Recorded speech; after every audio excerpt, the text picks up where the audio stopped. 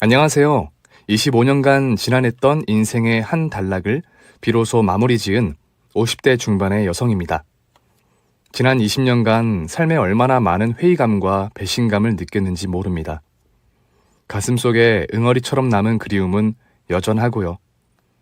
한 사람의 잘못된 이기심과 믿음이 여러 사람의 인생을 망칠 수 있다는 것, 그 사람들에게 평생 지워지지 않을 상처를 남길 수 있다는 것을 이야기해드리고 싶어 이렇게 사연을 보내게 되었습니다. 물론 그렇게 잘못된 믿음을 가지고 있는 이들은 자신이 잘못되었다는 것을 인정하지도 않고 들으려 하지도 않겠죠. 평생을 말이에요. 요즘은 워낙 인터넷이 발달했기도 하고 젊은 사람들의 사고방식도 많은 변화를 거치고 있다 보니 시댁 사람들의 잘못된 생각과 행동에 참지 않고 반격하는 속 시원한 젊은 여성들의 이야기를 많이 접할 수 있게 된 것 같습니다. 하지만 제 나이가 그리 많은 것도 아니어도 당시 시절에는 남편은 하늘 같은 사람, 시댁은 하늘보다 더 높은 분들이라는 때로는 옳은 부분도 있겠지만 많은 경우에서 부당함과 불합리함을 남기는 사태가 아직 공고할 때였어요. 제 나이 23세, 저보다 한 살 어린 남편과 결혼했습니다. 남편은 태어날 때부터 몸이 약한 사람이었어요.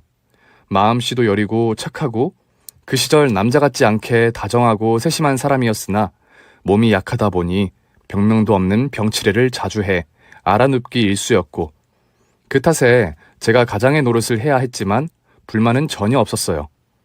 남편이 몸이 약한 것을 모르고 결혼한 것도 아니고 모든 것을 다 알고도 사람이 좋아 선택한 결혼이었던 만큼 처음부터 각오했었으니까요.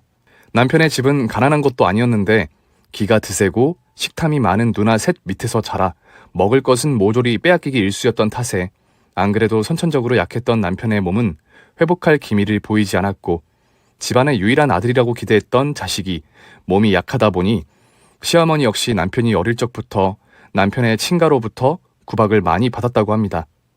그래도 누나들이 몸 약한 동생을 구박만 하는 것이 아니었어서 남편은 가끔 아침에 등교도 할 수 없을 정도로 몸이 아플 때면 누나들이 업고 산 고개를 넘어 학교까지 데려다 주었다며 옛 추억을 회상하곤 했었죠. 문제는 시어머니였어요. 자신이 건강한 아들을 낳지 못했다는 열등감 때문이었는지 시댁으로부터 받는 과한 구박 때문이었는지 남편이 태어나기 전에는 그러지 않았던 분이 어느 순간부터 무속신앙에 푹 빠졌다고 합니다. 시어머니는 무당에게 굿이며 부적이며 엄청난 재물을 갖다 바치며 무당이 시키는 것이라면 무엇이든 다 하는 광신도적인 모습을 보이기 시작했던 것입니다. 동네 뒷동산 오르는 것도 힘들어하는 자신의 아들을 나쁜 기운을 쫓아야 한다며 억지로 새벽 산행을 시키지를 않나 한겨울에 산 중턱에 있는 사찰에 보내 난방도 안 되는 보리밥만 먹고 살게 한다던가 그런 일이 유년기 내내 지속되었다고 합니다.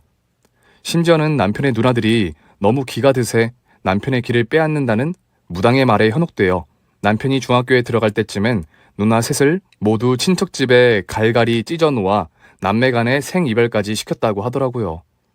누나들을 삼각형을 그릴 수 있도록 먼 지역으로 보내 그 삼각형의 중앙에 남편이 있도록 해야 그 기운을 남편의 것으로 만들어 건강을 회복할 수 있다면서요. 그냥 모르는 사람이 들어도 정말 사이비 종교 같은 말이죠. 하지만 시어머니는 그걸 철석같이 신봉했어요. 시어머니의 횡포에 학을 뗀 시누이들은 그렇게 먼 지방으로 가 성인이 된 이후에는 각자 결혼하고 아예 집안과 연을 끊어버렸고 시어머니는 아들만 있으면 된다면서 더더욱 남편에게 집착하기 시작했습니다. 남편이 성인이 되고 한 가정의 가정이 되고 나서도 시어머니의 횡포는 줄어들기는커녕 더욱 심해졌습니다.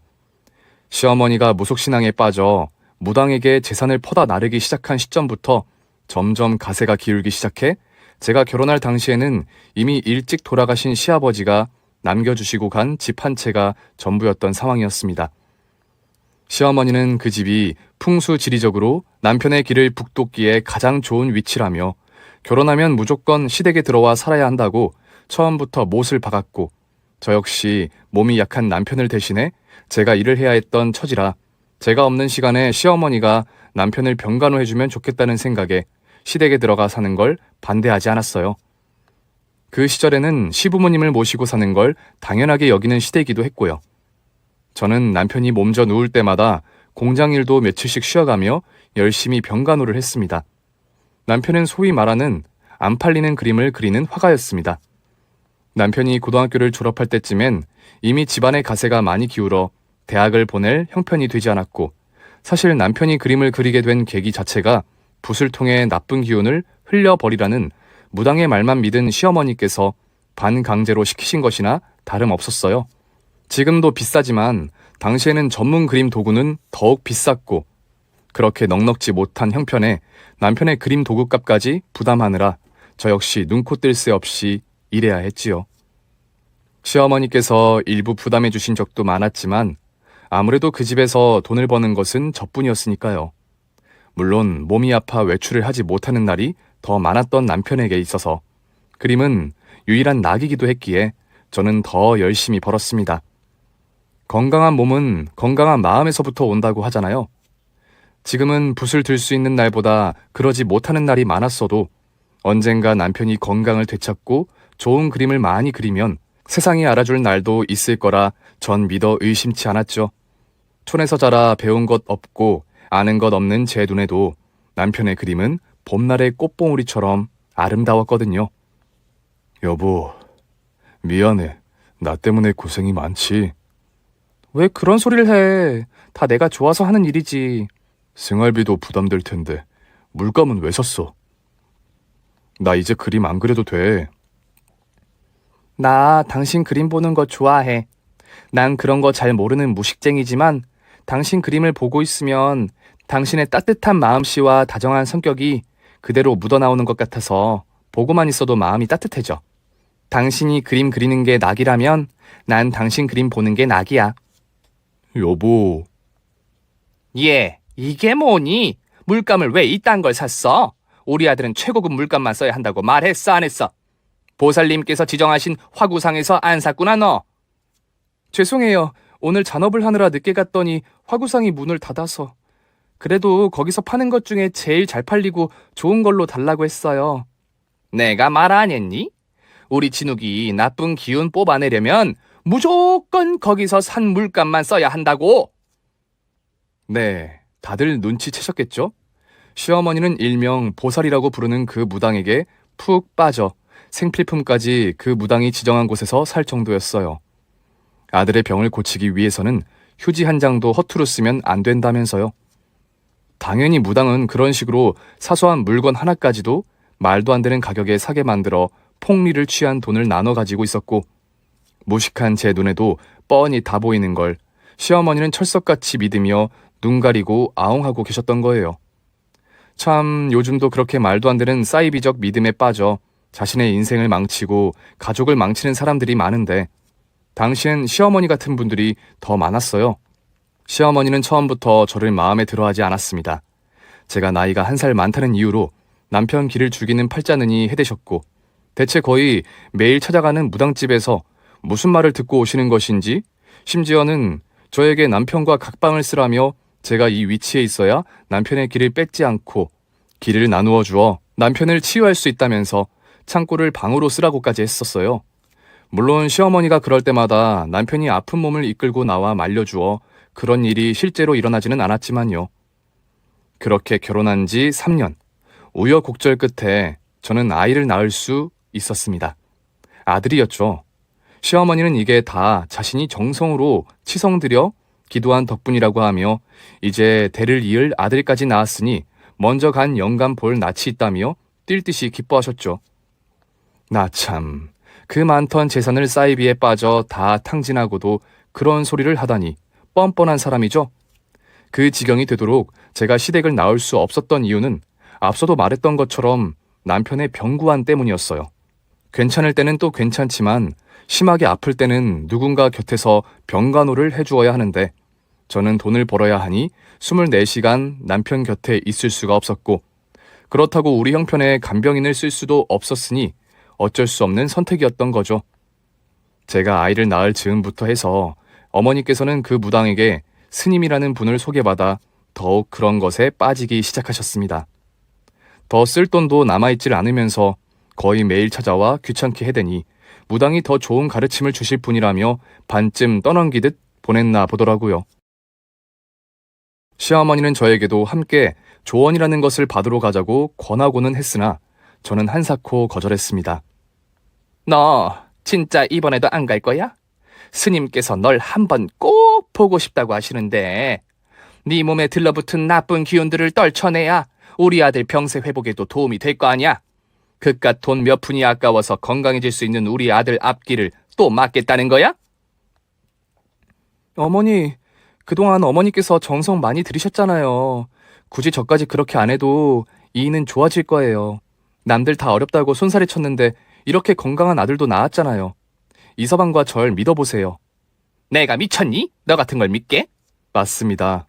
시어머니는 제 월급까지 빼앗아 무당에게 해다 바쳐야 하는데 그것만큼은 저나 남편이나 학을 떼고 거절하니 제가 나타난 이후로는 집안일이 자기 내키는 대로 굴러가지 않은 것이 불만이셨던 거죠. 시아버님께서는 남편이 어릴 적 일찍 돌아가시고 시어머니에게 대적할 수 있는 시누이들은 다들 자기 살 길 찾아가 연을 끊고 살았으니 제가 나타나기 전까지만 해도 시어머니 천하였을 테니까요. 남편 역시 생각은 올바른 사람이었으나 몸이 아프고 마음이 여린 탓에 시어머니에게 독하게 대하질 못했어요.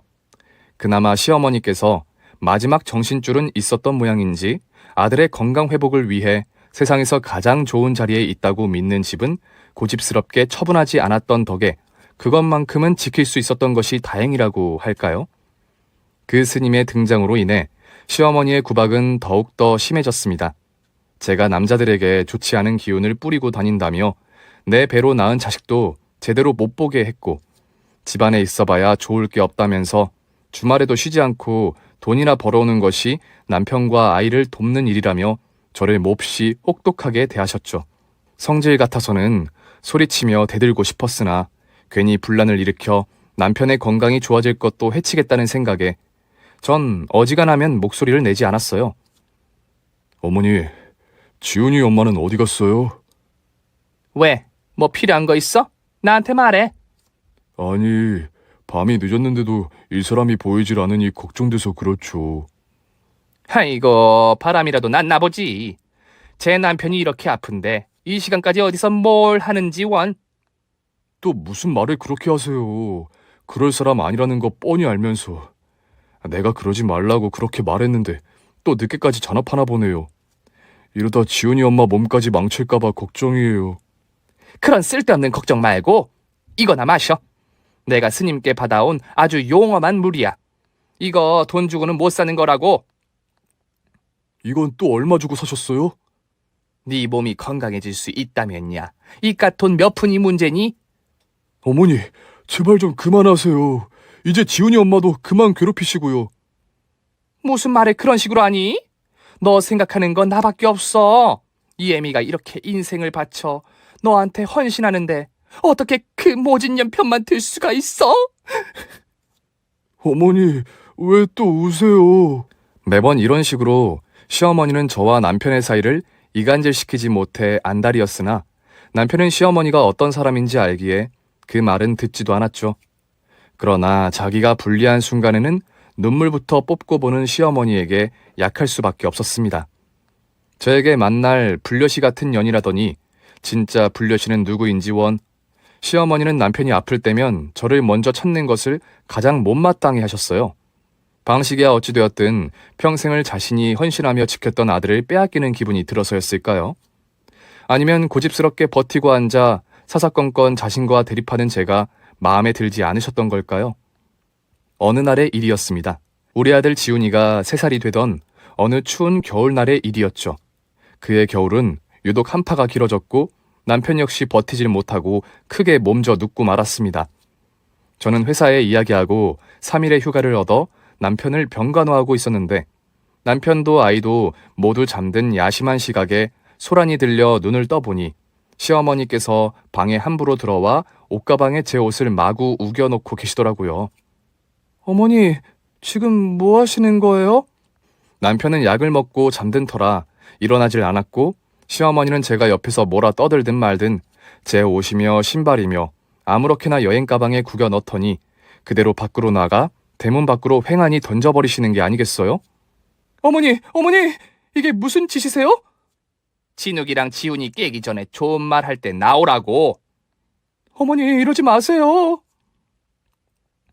잠에서 덜 깬 저는 비몽사몽 어머니의 우악스러운 힘을 이기지 못하고 개처럼 질질 대문 앞까지 끌려 나갔습니다. 어머니, 도대체 왜 이러시는 거예요? 처음부터 수상쩍고 마음에 안 든다 했어. 내가 진욱이 하나 살리자고 딸 셋을 버리면서까지 이렇게 정성을 들였는데 도무지 애가 일어설 기미를 안 보이는 게 영 미심쩍었는데 이제야 해답이 나오는구나.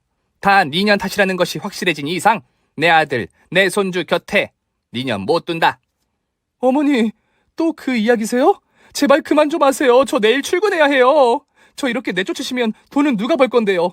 어머니, 제발 현실적으로 생각 좀 하세요. 3살 된 어린 지훈이더러 일하라고 하실 거예요?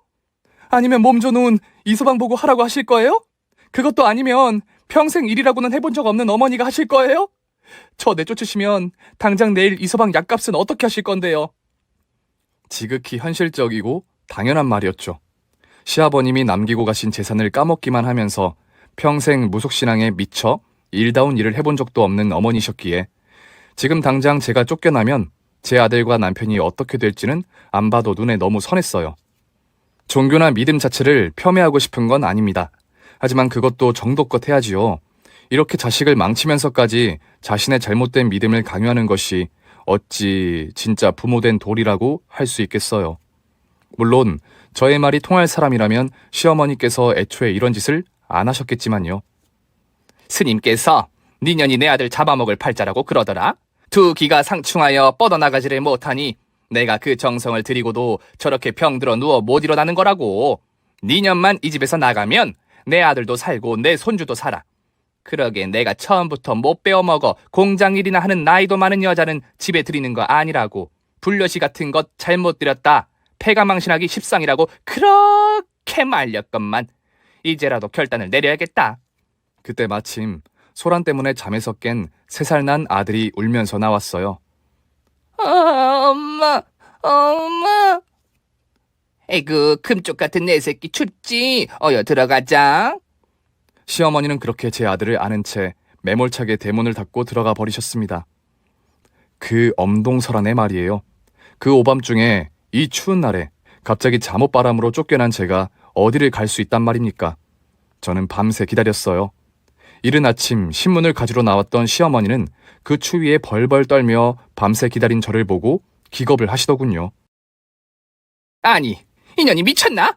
진짜 독한 년이네 이거. 스님 말씀이 틀린 게 하나도 없다니까.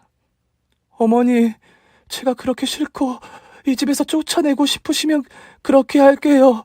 이제 2번 다시 여기 찾아오지도 않고, 아니, 이 집이 있는 방향으로 고개도 안 돌릴게요. 그러니까 제발 우리 지훈이라도 제가 데리고 갈 수 있게 해주세요.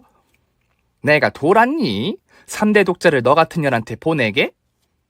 어머니가 이서방의 지훈이까지 어떻게 돌보시겠다는 거예요. 제가 할 수 있어요. 어머님은 이서방 돌보는 것에만 집중하실 수 있도록 지훈이는 제가 보살필게요. 어림없는 소리 마라. 스님께서 네 년이 남자들 기 빨아먹고 사는 기생충 같은 년이라 네 곁에 남자만 뒀다 하면 피말라 죽는 팔자라더라. 다 내 아들과 손자를 살리기 위해 나 역시 가슴을 찢는 마음으로 결단 내린 것이니 당장 여기서 꺼져. 그러며 시어머니는 쌀과 소금을 가지고 와 제 몸에 마구 뿌리셨고, 당시 몸이 크게 아파 자기 한 몸도 추스르지 못하던 남편은 대문 앞에서 무슨 일이 벌어지고 있는지도 모르고 있는 상황이었습니다. 결국 그렇게 저는 꽁꽁 언 몸으로 어쩔 수 없이 시골 친정집으로 내려갔어요. 땡전 한 푼 없어 직장 동료에게 차비까지 빌렸지요. 돈을 빌리러 가면서도, 기차역으로 걸어가면서도, 기차를 타고 가면서도, 기차역에서 내려 수년 만에 친정집으로 돌아가면서도 눈물이 멈추지를 않았습니다. 나중에는 눈이 어찌나 퉁퉁 부었는지 앞이 제대로 안 보일 정도였으니 말 다 했죠. 서울의 상경에 돈 많이 벌어오겠다던 딸이 어느 날 갑자기 시집 간다고 하고선 생전 얼굴도 비추지 않았으니 밉고 싫을 만도 한데, 저희 부모님은 저의 몰골을 보고도 아무것도 묻지 않고 넝마가 되어 돌아온 저를 보고는 따뜻한 손으로 제 손을 꼭 잡아주셨어요. 아이고, 미자야. 이 추위에 택시 안 타고선 엄마한테 전화하지 그랬어. 엄마가 택시비 들고 데리러 갔을 건데. 쉰소리 하지 말고 얼렁 아랫목부터 데우고 밥이나 해와. 꼴을 보니 새벽같이 올라오느라 점심은커녕 아침도 안 먹은 모양이구먼. 아버지, 엄마, 죄송해요. 오느라 고생 많았지. 있어봐. 엄마가 너 좋아하는 반찬 해줄 텐께. 아버지랑 방에 들어가 몸 좀 지지고 있어. 응? 엄마는 그렇게 말씀하시며 저를 한번 꼭 안아주셨어요. 무뚝뚝한 아버지의 얼굴에도 그득했던 그날의 슬픔을 아마 저는 잊지 못할 것입니다. 아무것도 묻지 않으셨고 저 역시 아무 말도 하지 않았지만 꼴만 봐도 어찌된 영문인지 대충은 아셨을 거예요. 그렇게 저는 몇 년 만에 집으로 돌아와 엄마가 해주신 밥을 먹고 자고 먹고 자고 그리고 때로는 하염없이 울면서 힘든 시간을 보내야 했습니다. 남편의 건강이 조금은 좋아졌을까 지금이라도 어머니가 스님인지 머시갱이인지 만나러 간 사이에 몰래 들어가 아들만이라도 데리고 어디 깊숙한 산골로 도망치면 못 잡지 않을까 무수한 생각이 머릿속에 맴돌았죠. 요즘에야 그런 말도 안 되는 상황에서는 소송이든 뭐든 할 수 있겠지만 그때 당시엔 그런 개념 자체가 없었어요. 특히 저처럼 못 배운 사람들은 더더욱 그랬죠. 이혼이 뭔지도 모르는 사람도 수두룩했는걸요. 밤마다 열이 오를 때면 애가 타는 목소리로 나를 찾던 남편. 퇴근할 적이면 고사리 같은 손을 흔들며 더듬더듬 엄마를 부르던 우리 아들이 머릿속에 어른거려 한동안은 아무것도 못했습니다. 단칸방 하나도 없는 처지에 남편이든 아이든 데리고 나와 잘 보살필 수 있을 자신이 없었죠. 그렇다고 친정집으로 데리고 와 친정 부모님에게까지 폐를 끼칠 순 없었으니까요. 그렇게 몇 달이 흐르고 한 해가 지나자 마음속에서는 서서히 체념이라는 것이 자리 잡더군요. 집 근처에 가서 몰래 아들내미 얼굴이라도 보고 올까 하는 생각만 수백, 수천 번을 했으나 저는 그럴수록 더 독하게 마음먹었습니다. 포기하고 살기로 했냐고요? 아닙니다. 저는 돈을 더 많이, 더 잘 벌어서 성공해서 돌아가겠다고 결심했습니다. 돈 많이 벌어서 성공해서 찾아가면 제 아무리 시어머니라도 딴소리 못하실 것이라는 생각에 이악 물고 전보다 더 독하게 돈을 벌기 시작했죠. 저는 당시 한참 산업화 열풍이 불고 있던 울산으로 올라가 공장에 취직했고 4년간 악착같이 돈을 벌었습니다. 오로지 그 시어머니라는 인간 앞에 빵빵한 통장 잔고를 보여주면서 내 남편과 내 아이를 되찾아오겠다는 일념하에 말이죠. 당시 제 별명은 독종이었습니다. 밥 먹는 것도 악착같이 살려고 먹는 태가 난다며 직장 동료들도 눈에 광기가 돈다며 슬슬 피할 정도였으니 말 다 했죠. 그렇게 제 나이 30을 지나 31가 되던 겨울, 저는 다시 그 집을 찾아갔습니다. 제가 시어머니에게 짐승처럼 질질 끌려나가 패대기 쳐진 그날과 똑같이 몹시 추운 날이었죠. 그 집 앞에 설 때까지만 해도 이 정도면 시어머니가 군말 않으시겠지? 내 아들 얼굴이라도 보여주시겠지? 하는 마음에 설레고 있었어요. 그런데 인생이라는 것이 참 제 마음대로 안 되는 것이더라고요. 소식 못 들으셨어? 전 주인 집 팔고 나간 지 오래됐는데 벌써 2년은 됐을 건데. 에구, 혹시 그 짝도 빚 받으러 온 사람인감? 이걸 어쩐다나. 야반 도주하듯 가버려서 지금은 소식을 아는 사람이 없을 건디. 그랬습니다. 저를 그렇게 내쫓은 후 집안의 가장 역할을 할 사람은 없어졌고 시아버님께서 남긴 재산은 밑바닥까지 탈탈 다 긁었었던 시어머니는 결국 여기저기 남들에게 돈을 빌리며 살았던 거예요. 평생 일이라고는 해본 적이 없으니 일은 할 생각도 없었을 테고요. 저는 동네 주민들로부터 제가 집을 나가고부터는 남편이 아픈 몸을 이끌고 나가 간간히 일해서 돈을 버는 것 같다더라는 이야기와 함께 지금은 그 가족의 소식을 아는 이가 하나도 없다는 말만 들을 수 있었습니다. 그 아픈 몸으로 자식을 먹여 살리기 위해 일을 했다니 지금쯤 어디서 고생하고 있을까? 또 생때 같은 내 아들은 이 하늘 아래 어디에서 할머니 같지 않은 인간 때문에 고생하고 있을까? 지금쯤이면 학교도 들어갔어야 할 나이인데 그런 생각만이 머릿속에 맴돌았죠. 시댁을 찾아가 아이를 데리고 오겠다고 말하고선 무작정 올라온 것이었기에 저는 다시 갈 곳이 없어졌어요. 아니, 지금까지 살아온 인생 자체가 허무하게만 느껴졌죠. 지난 4년간 내 아들 생각만을 하면서 살아왔는데 소식조차 알 수 없게 되었으니까요. 제가 왜 이렇게 되리라는 걸 예상조차 못했던 걸까요? 이 모든 것이 다 제 탓인 것만 같았습니다. 하지만 저는 전처럼 다시 주저앉거나 포기하지 않았습니다. 저는 다시 15년간 악착같이 돈을 모았습니다. 공장 일부터 식당 일까지 월급만 많이 준다고 하면 가리지 않고 일했습니다. 주말에 놀아봐야 어차피 할 것도 함께 시간을 보낼 가족도 없었기에 주말에도 쉬지 않고 일했죠. 제가 그렇게까지 이 악물고 돈을 번 것은 이 하늘 아래 내 아이가 살아만 있다면 어디서든 다시 만나게 될 것이라는 근거 없는 믿음, 아니 소원이 있었기 때문입니다. 10년 뒤, 20년 뒤에라도 다시 만나게 된다면 자식 앞에 부끄럽지 않은 엄마가 될 수 있어야 하지 않겠어요?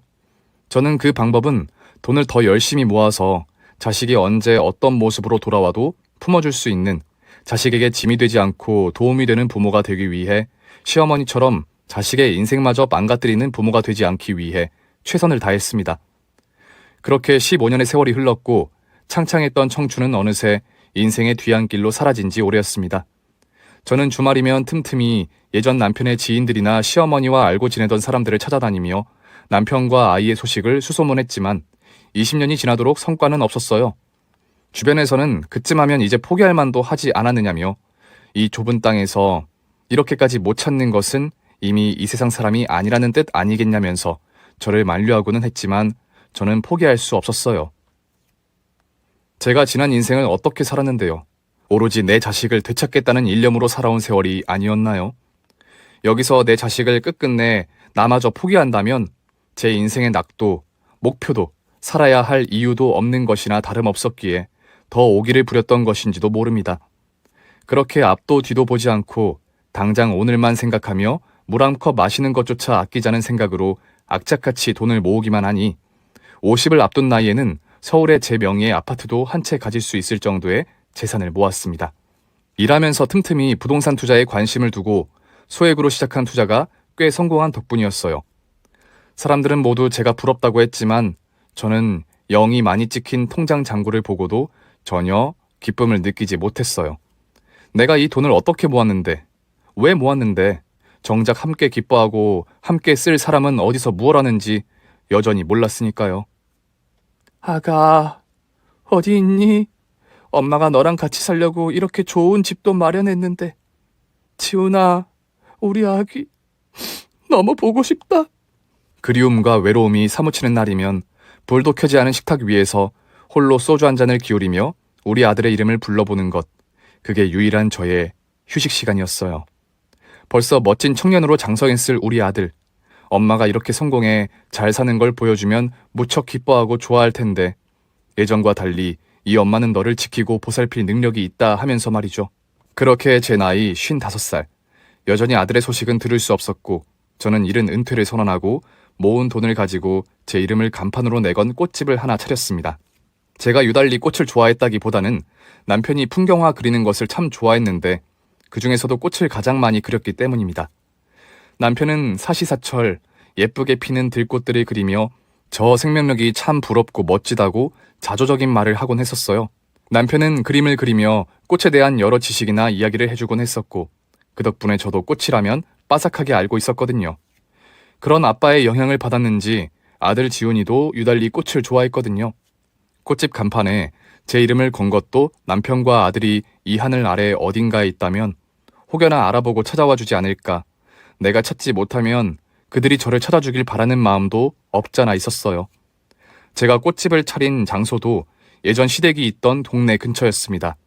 이미 이곳은 20년이 넘는 세월을 보내며 재개발이 이루어져 예전의 모습은 찾아볼 수도 없고 이 동네 살던 주민들도 많이 떠나 저를 알아보는 사람도 없었지만 저에게 돌아올 곳은 이곳밖에 없다는 생각이 들었거든요. 혹 아들이나 남편이 나중에라도 옛날 생각이나 지나가다 들렸을 때 저를 발견할 수 있을지도 모른다는 희망을 품고 말이에요. 번화가가 아닌 한적한 주택가에 있는 유일한 꽃집이었던 탓에 처음에는 다들 뭐 이런 데다가 꽃집을 차린대 하며 이상하게 생각했어요. 하지만 오히려 그것이 젊은이들의 감성에는 잘 맞았는지 제 꽃집은 어느 순간부터 감성꽃집으로 SNS 같은 곳에서 아름아름 유명세를 타기 시작했어요.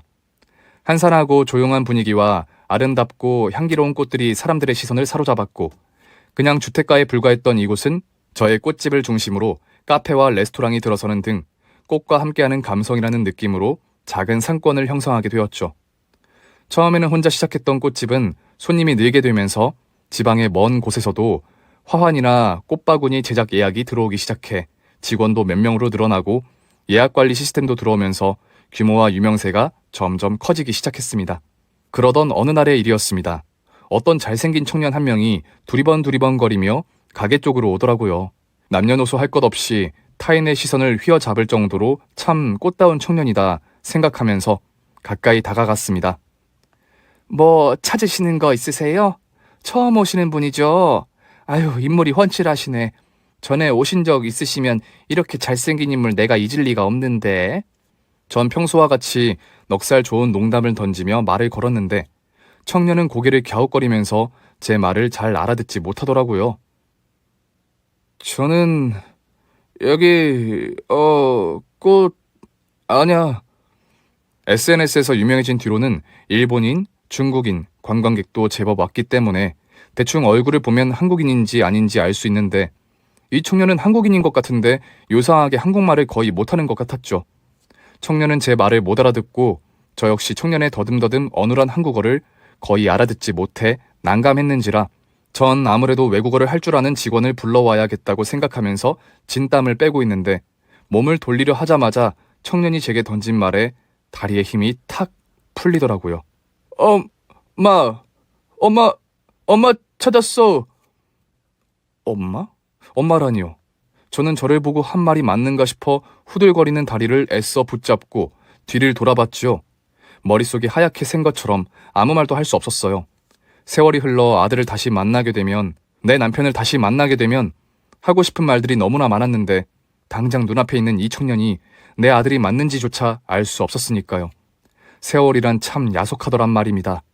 50년, 100년이 흘러도 한눈에 알아볼 수 있을 줄 알았건만 저의 놀란 표정에 청년도 무언가 확신한 모양인지 청년은 울먹이는 표정으로 품속에서 낡고 작은 노트를 하나 꺼내 들었습니다.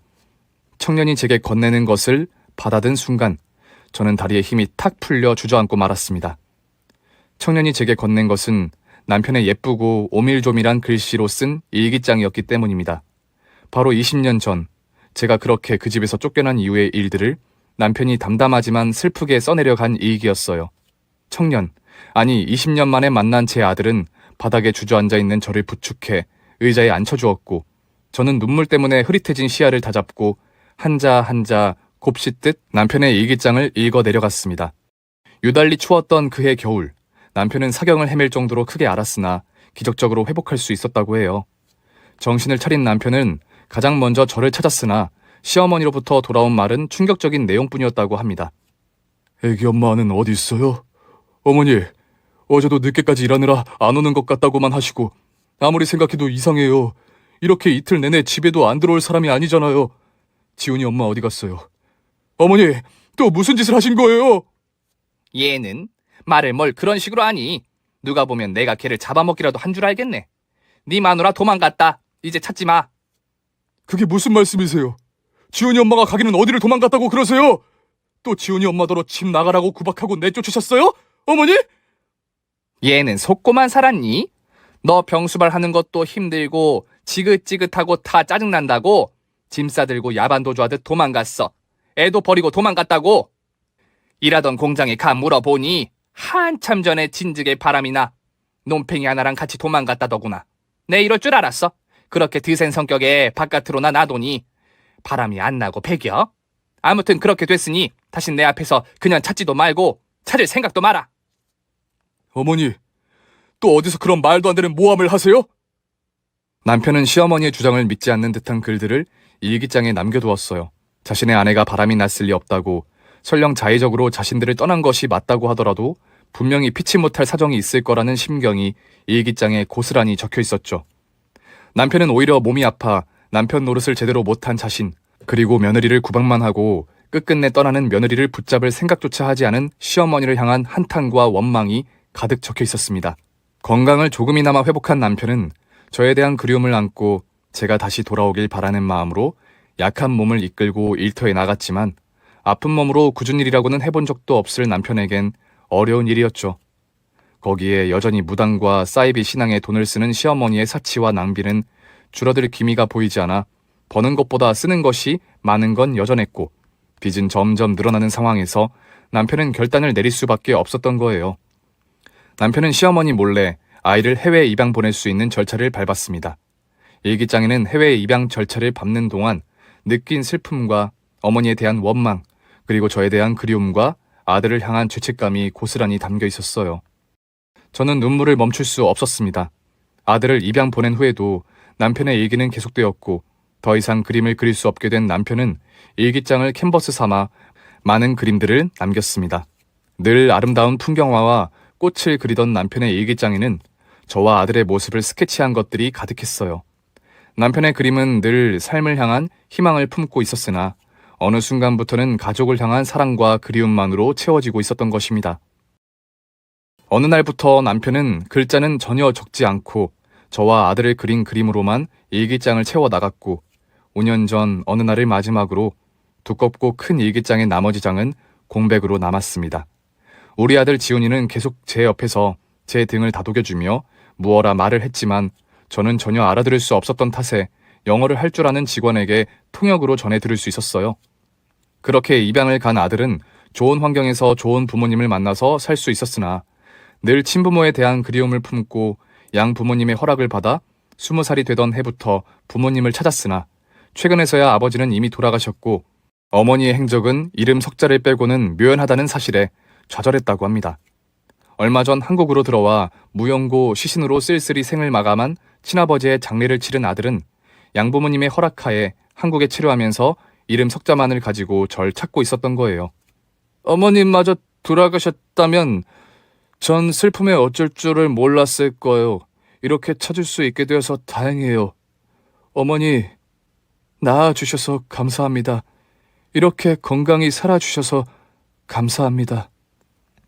아내와 아이를 향한 그리움이 가득한 아버지의 일기장을 품에 안고 다녔던 아들은 아버지가 늘 포기하지 않고 그렸듯 자신 역시 포기하지 않고 찾아서 정말 다행이었다며 저와 찬바람이 부는 테라스에 앉아 한참을 부둥켜 안고 울었지요. 소식도 모르는 아내를 평생을 그리워하며 외로이 숨을 거두었을 남편의 마지막 모습이 그려지는 듯해 정말 가슴이 미어지는 듯 아팠습니다. 우리 아들 지훈이는 지금은 미국에서 데이비드라는 이름을 쓴다고 했어요. 하지만 엄마인 제가 원하면 한국에서는 언제든 지훈이라는 이름으로 불리고 싶다고도 했죠. 저는 마음을 조금 진정한 후 아들을 집으로 데리고 가 밤이 늦도록 많은 이야기를 나누었어요. 바로 제가 아들과 남편을 그리면서 샀던 그 집에서 말입니다. 물론 말이 안 통하는 탓에 더듬더듬 느린 손가락으로 번역기의 힘을 빌려야 했지만 그 시간조차 우리에게는 행복이고 추억이었지요. 지훈이는 다음 날 오후 양부모님이 계신 미국의 시간이 한창 아침인 시간에 전화를 걸어 친어머니를 찾았다는 소식을 바로 알렸고 저 역시 양부모님과 영상통화로 인사를 나눌 수 있었어요. 말은 한마디도 통하지 않았으나 우리 모두 서로의 표정과 몸짓만으로도 그 감동과 행복을 전할 수 있었죠. 이제 미국에서 대학을 졸업하고 취업을 해야 해서 머지않아 다시 미국으로 돌아가야 한다고 했어요.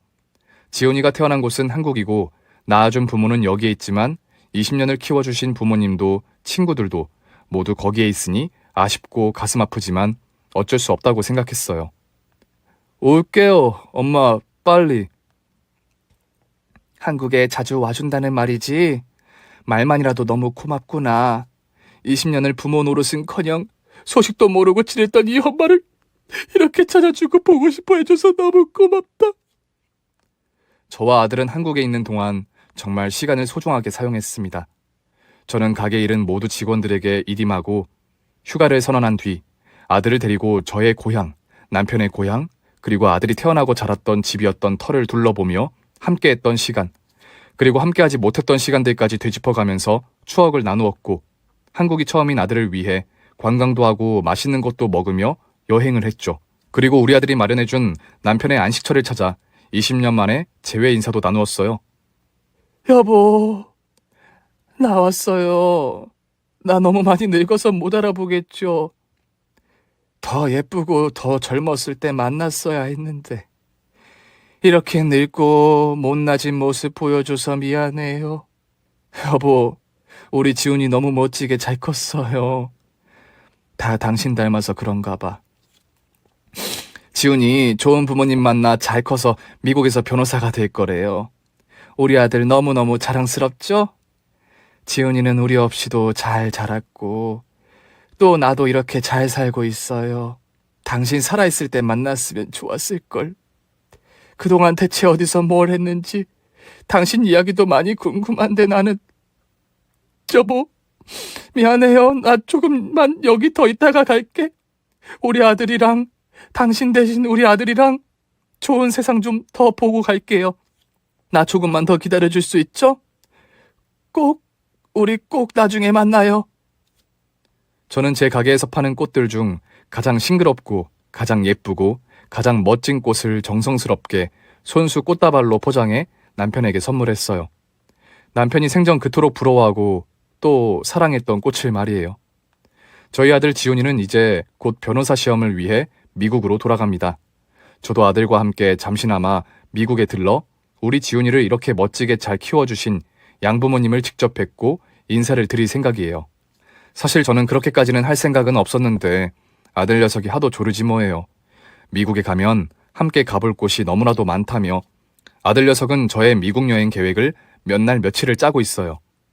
요즘은 남은 시간 짬을 내어 저는 영어를, 아들은 한국어를 배우면서 시간을 보내고 있어요. 우리 집에서 말이죠. 이제는 저한테 이러더라고요. 엄마, 저는 남들보다 2배로 행복해요. 왜? 엄마도 2명, 아빠도 2명, 고향도 2개, 집도 2개. 난 세상에서 제일 행복해요. 우리 아들, 마음씨가 너무 멋지고 아름답죠? 생전 좋은 모습으로 다시 만나진 못했어도 저는 여전히 남편을 사랑하고 이렇게 번듯하게 자라 돌아와 준 아들에게도 그리고 희망을 잃지 않도록 마침내 저에게 빛을 만날 수 있게 해준 세상에게도 감사를 표합니다. 만나야 할 인연은 돌고 돌아 반드시 만나게 된다는 말이 있죠. 혹 여러분에게도 꼭 만나야만 하는, 꼭 만나고 싶은 인연이 있나요? 이 사연을 들어주신 분들 모두 내일은 그리운 님과 함께 뜨는 해를 맞이하실 수 있길 기도합니다. 오늘 준비한 사연은 여기까지입니다. 재미있게 들으셨다면 구독과 좋아요, 알림 설정까지 부탁드립니다. 그럼 저는 다음 사연으로 찾아뵐게요. 오늘도 건강하고 행복하세요.